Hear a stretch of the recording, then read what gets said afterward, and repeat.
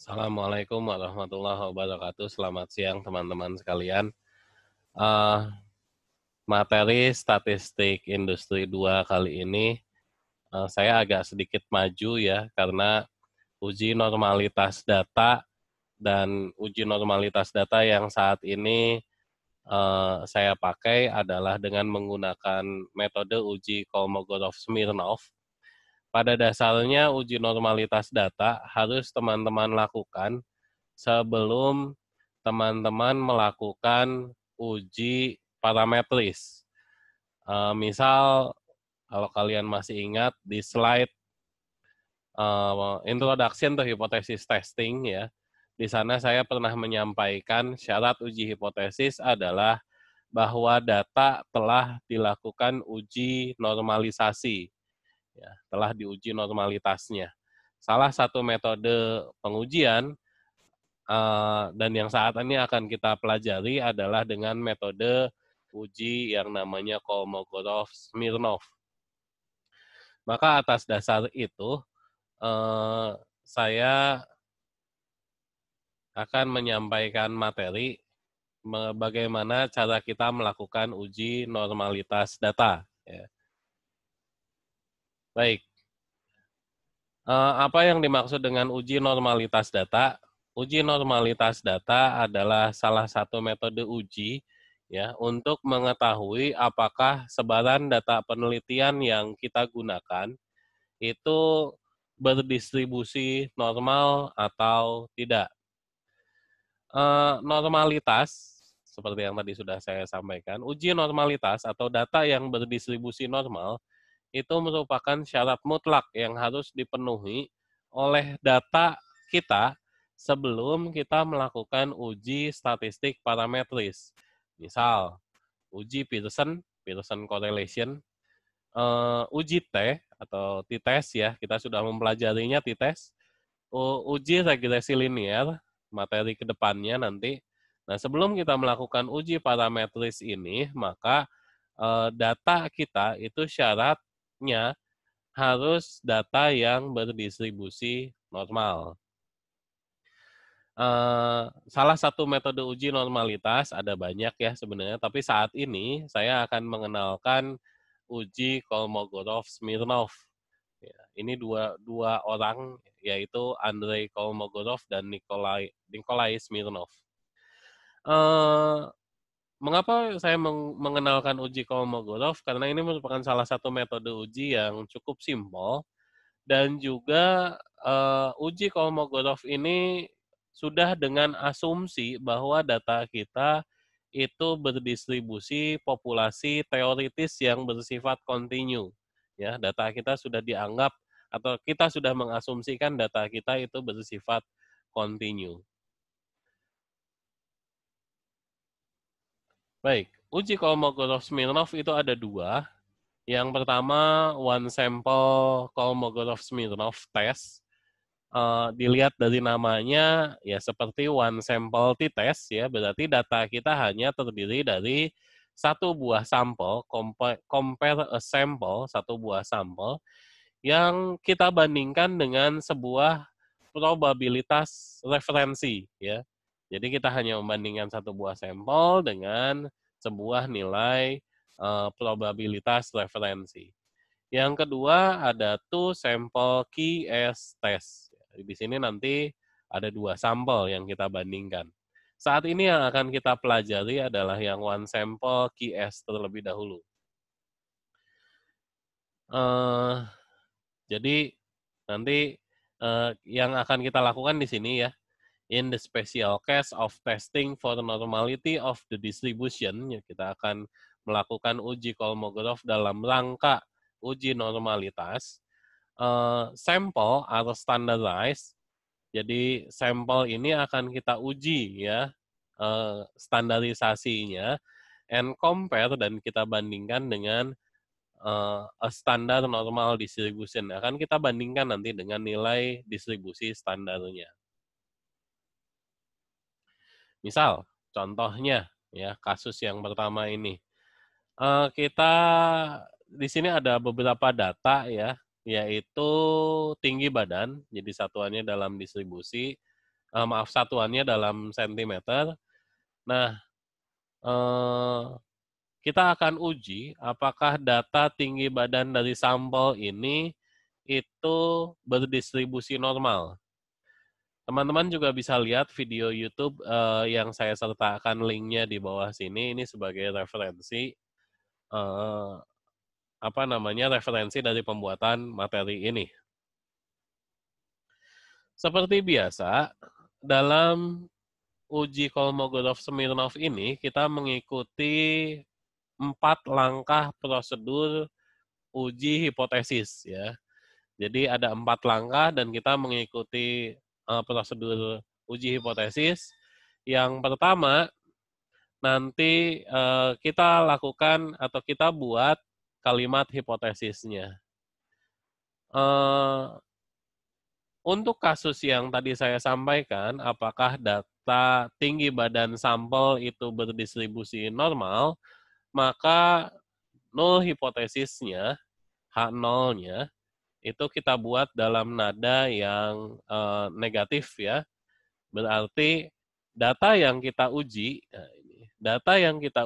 itu tidak berbeda dengan data teoritis yang berdistribusi normal. Kita buat kalimatnya seperti kalimat H0 biasa ya, dalam nada negatif.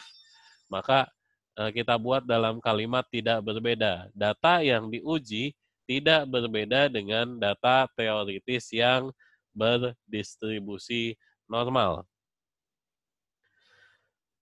H1-nya mengikuti ya, seperti biasa. Kemudian step kedua, kita buat mapping the critical region-nya. Kita akan melihat nilai Kolmogorov-Smirnov table atau simbolnya adalah K. Ya. Yang kita perlukan adalah nilai N dan juga nilai alpha. Nilai N adalah jumlah data sampel. Nilai alpha seperti biasa, karena tadi di soal tidak disebutkan secara eksplisit berapa nilai alfanya, maka kita gunakan asumsi, yaitu 0,05. Kita tidak pakai DF ya teman-teman, tapi langsung kita gunakan N. Dan untuk melihat Kolmogorov-Smirnov table, kita bisa lihat tabelnya. Ini saya sertakan alamat linknya langsung ya, jadi saya menggunakan tabel yang disertakan oleh Pak Luknanto, dosen UGM. Atau kita juga bisa menggunakan rumus. Nah, ini nanti tolong diingat-ingat rumusnya, bahwa kita untuk mencari nilai Kolmogorov-Smirnov tabelnya, kita bisa gunakan rumus K sama dengan, jika alfanya 0,05, kita gunakan rumus K sama dengan 1,35 dibagi akar N. Ya. Bisa pakai Excel, bisa juga pakai kalkulator. Teman-teman bisa cari di situ. Bisa, jadi sekali lagi untuk mencari wilayah kritisnya bisa pakai tabel, googling, atau juga kita bisa pakai rumus ya, dengan syarat kalian mengingat rumusnya, yaitu 1,35 dibagi akar N untuk 0,05 alfanya, untuk alfa 0,01 nilai 1,63 dibagi akar N. Dan kemudian peraturan untuk menerima H0 adalah jika nanti nilai D ini nanti nilai Kolmogorov-Smirnov value-nya yang akan kita cari, jika nilai D itu lebih kecil daripada nilai K, maka H0 diterima. Ini rule-nya. Baik. Sekarang kita lanjutkan ke prosedur ketiga, yaitu kita mencari nilai D atau Kolmogorov-Smirnov hitung. Ya. Nah, ada satu yang nanti tidak boleh teman-teman lewatkan, Dan ini kemarin ketika saya membuat materi ini juga sempat terlewatkan ini untuk short data dari kecil ke besar. Jadi maksudnya, nah ini kan kita punya data nih, teman-teman nanti bisa copy ini ke dalam Excel ya. Tetapi nanti mohon jangan lupa setelah di copy itu perlu kita lakukan sort ya. Kita sorting dari kecil ke besar. Kemudian nanti yang akan kita cari adalah menghitung nilai D. Kita perlu mencari nilai maksimal dari absolut. Jadi yang kita cari nilai absolut ya, sehingga nanti tidak ada nilai minus. Maksimal absolut dari frekuensi relatif teoritis dikurangi dengan, sorry saya salah, maksimal absolut dari nilai frekuensi relatif data yang sedang kita uji dikurangi dengan nilai frekuensi relatif dari nilai teoritis ya. Itu yang nanti akan kita cari rumusnya ini. Baik, sekali lagi kita akan menggunakan Excel. Data kita copy ke sini ya. Nah, datanya ini masih data mentah hasil copy tadi, maka jangan lupa untuk kita short. Ya, teman-teman siapkan dan nanti juga saya sertakan file template Excel-nya ya. Tempatkan nilai XI di sini begitu. Kemudian sekali lagi jangan lupa untuk diurutkan di short ya. Berikutnya setelah kita copy dan teman-teman juga perhatikan di sini, ini datanya sudah terurut. Kemudian kita hitung, bukan kita hitung ini kita tuliskan berapa frekuensi untuk setiap nilai yang kita taruh di sini. Dan karena kita di sini kita urutkan langsung data mentah, maka frekuensinya kita buat satu-satu semua. Kecuali teman-teman mau menghitung ya, menjadi tabel frekuensi kumulatif. Jadi ini 163 tidak diulangi, 165 tidak diulangi, maka frekuensinya juga perlu kita hitung. Tapi karena ini berupa data mentah, frekuensinya kita buat satu semua. Ya. Frekuensi di sini kita buat satu semua. Nah, yang perlu kita hitung adalah di kolom D, kumulatifnya. Kumulatif ini caranya, ya misalkan ini teman-teman lihat D3, di sel D3 di sini.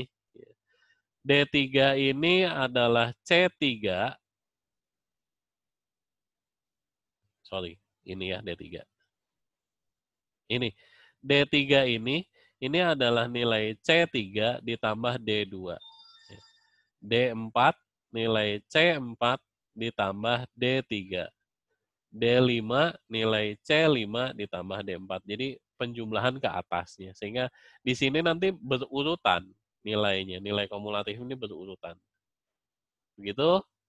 Kemudian, ya saya lupa. Setelah teman-teman menempatkan file, menuliskan satu-satu di frekuensinya, menjumlah pada kolom kumulatifnya, teman-teman juga perlu mengisi nilai N, mengisi nilai rata-rata, dan mengisi nilai simpangan baku atau standar deviasinya.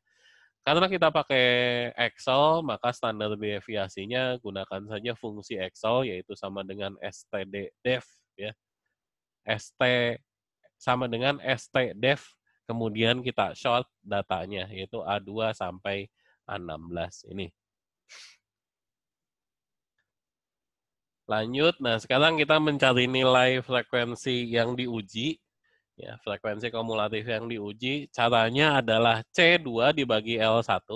Jadi nilai C di sini, ya nilai C di sini dibagi dengan L1 atau dibagi dengan jumlah data.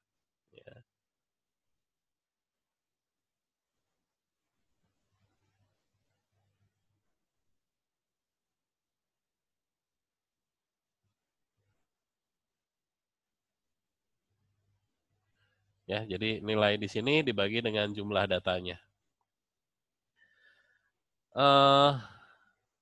Kemudian lagi di nilai F ini adalah apa ini namanya nilai Z score.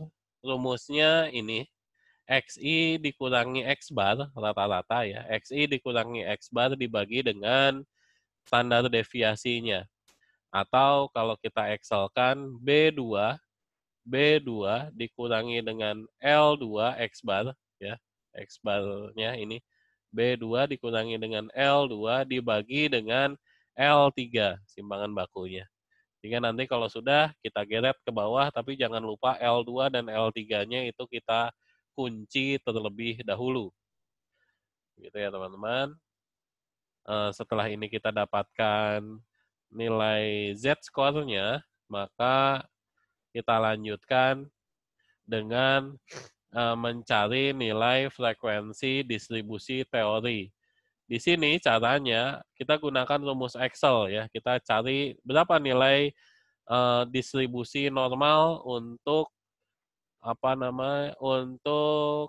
angka Z-score-nya, untuk angka Z-nya. Maka kita gunakan sama dengan norm dis untuk F2. Kalau yang di sini norm dis untuk F3 ya. Jadi kita cari satu, kemudian kita geret ke bawah. Dan kemudian kita kurangi hasil pengurangannya. Nanti di sini ada yang minus ya. Kita kurangi Fs, jadi Fs ini di kolom E, dikurangi dengan Ft yang ada di kolom G. Ya. Ini ya, E2 dikurangi G2. Lanjut lagi, sekarang kita cari nilai absolutnya. Sehingga yang nilai minus ini menjadi positif. Kita cari nilai absolutnya. Nah, setelah ketemu di sini, maka yang kita perlukan adalah mencari nilai Dmax. Kita perlu mencari nilai Dmax. Pada intinya adalah kita cari nilai terbesar dari sini. Ya. Kita cari nilai Dmax-nya, karena kita pakai Excel, kita gunakan fungsi max. Ya. Ketemu nilai Dmax-nya, ketemu nilai Dmax-nya, dan juga tadi di langkah yang prosedur kedua, ya kita cari nilai K-nya atau nilai Kolmogorov-Smirnov tabelnya dengan cara 1,35 dibagi akar N, maka ketemu nilai K-nya adalah 0,3 sekian. Dan karena kita sudah menemukan dua nilai, nilai value dan juga nilai table-nya, maka kita bisa melakukan decision. Apakah H0 diterima atau ditolak. Dan bisa kita lihat, karena nilai D-nya itu lebih kecil daripada nilai K, ya, karena nilai D lebih kecil daripada nilai K, maka H0 diterima, decision-nya H0 diterima. Decision-nya H0 diterima, slide-nya salah ini ya. Decision-nya H0 diterima, maka kesimpulannya adalah data berdistribusi normal. Baik, sekali lagi, uji normalitas ini perlu dilakukan sebelum uji parametris ya, sebelum uji parametris, dan juga uji parametris itu dapat dilakukan ketika data itu dinyatakan berdistribusi normal. Baik, kalau yang tadi kita lakukan adalah cara dengan metode manual, tapi kita menggunakan Excel. Di sini saya kenalkan juga metode online-nya. Ada sebuah alamat web, ya saya tuliskan linknya di sini untuk mencari one sample QS ya. Kita kopas datanya di sini dan kelebihannya adalah data yang kita kopas di sini tidak perlu kita sort ya. Saya baru menemukan kenapa tadi slide di sini ini salah. Kenapa slide ini yang saya record di sini adalah salah karena saya menemukan online-nya bernilai segini. Awalnya hasil perhitungan Excel saya salah, Tapi setelah saya perbaiki, setelah Excel-nya itu saya sort, ketemunya nilai D-nya itu sama persis dengan online di sini ya. Di sini secara online nilai D-nya adalah 0,1666. Hasil perhitungan Excel kita sama ya, D-nya. Awalnya keliru ketika ini belum saya sort, nilai D di sini keliru. Tapi setelah saya sort benar sama dengan yang Excel di sini. Dan kesimpulannya pun sama di sini ya. Your data does not differ significantly from that which is normally distributed. Kalau saya terjemahkan secara bebas, data kita itu berdistribusi normal. Gitu. Baik, begitu teman-teman. Uji Kolmogorov-Smirnov. Mudah-mudahan video ini bisa membantu teman-teman dalam mempelajari metode uji Kolmogorov-Smirnov. Selamat siang. Assalamualaikum warahmatullahi wabarakatuh.